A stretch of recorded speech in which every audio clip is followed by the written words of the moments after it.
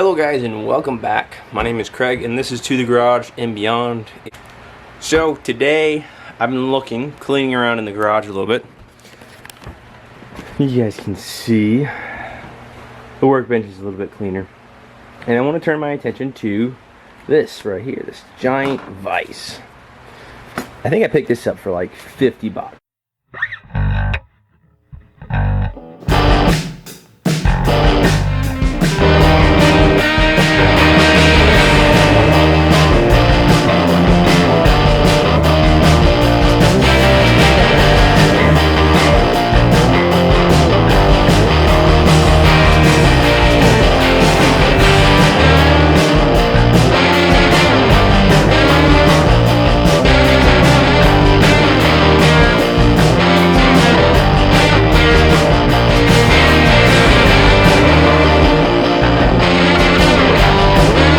Here it is, I think about as fully disassembled as I can get it.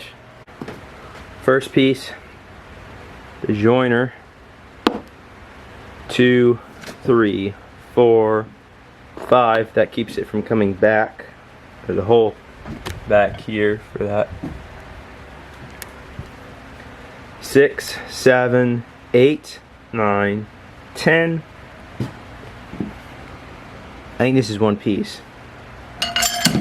11,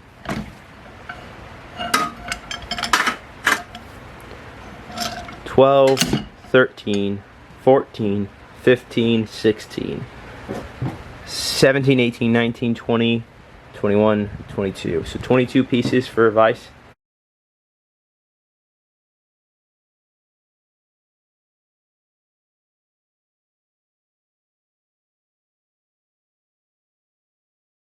These are 5 16ths with 18 thread. So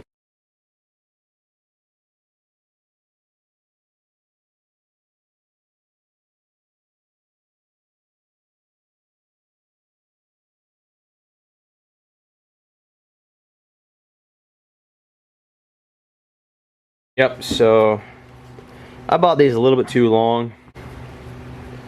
Alright, so I just cut a quarter off.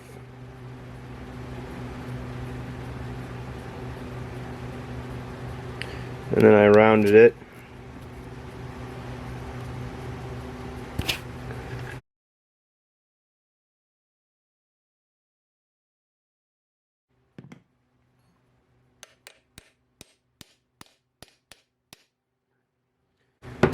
Alright. I need to do the 3 more for this side, and then the biggest thing is trying to face these, make the surfaces flat again.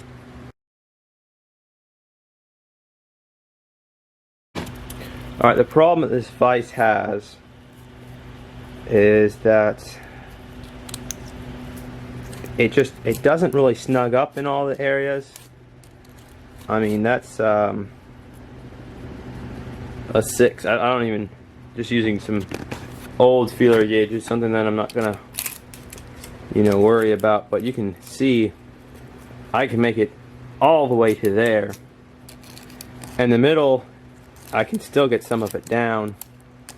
So I've been wondering, how am I going to resurface this? Now, if I had a Bridgeport vertical mill, I would take these off and I put them down and I would put them side by side and I would surface both of them at the same time. I don't even know if that would be the right way to do it. If I had somebody who could do it, I would send it to them. I don't think I have anyone who can do it. Don't know of anyone right now who has the equipment. So I think what I'm going to try to do is put a file in between it, and I'm going to put light pressure on the file, enough that I can still move it back and forth, but it has a little bit of drag.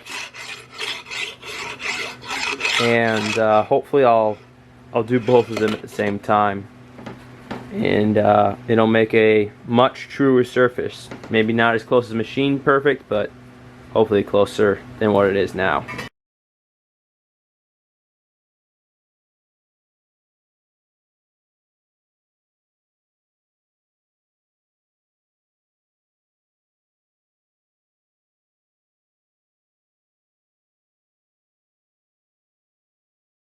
Alright, so I have about 20 minutes worth of video of me going back and forth on this, and this is where it's at. Shiny part is where the file's been hitting and what the file's cutting away. And rotate around. Here's your other shiny part. So slowly but surely we're getting there. Eventually I'll get all this taken care of. It's probably going to be a good 2 to 4 hours worth of going back and forth, I think. I'll try and keep an accurate timeline.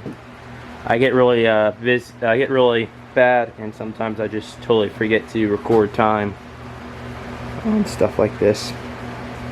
But yeah, so it's gonna have a lot to cut through. There's still a ton here to cut through.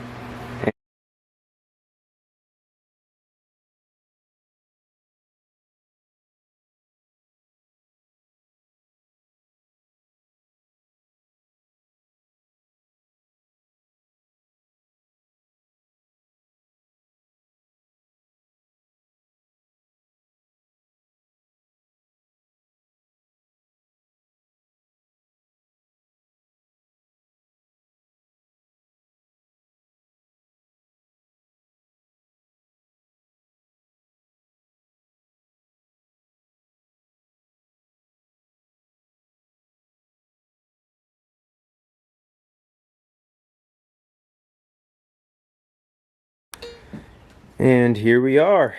So it's not a full restoration.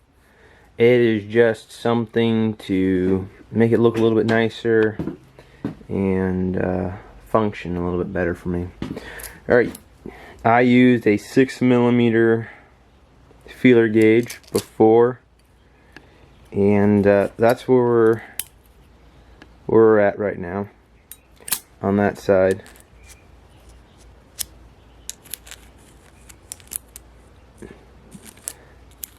Can't get it into the top side, and right there. I think I have, I meant to look at that before I came out here. I think I have a good couple of hours in just filing that. This might be something that I continually work on as time goes on. Just file here and there. Make those jaws a little bit closer. There's still a gap at the bottom, but I think for what I do, this will be good enough, hopefully.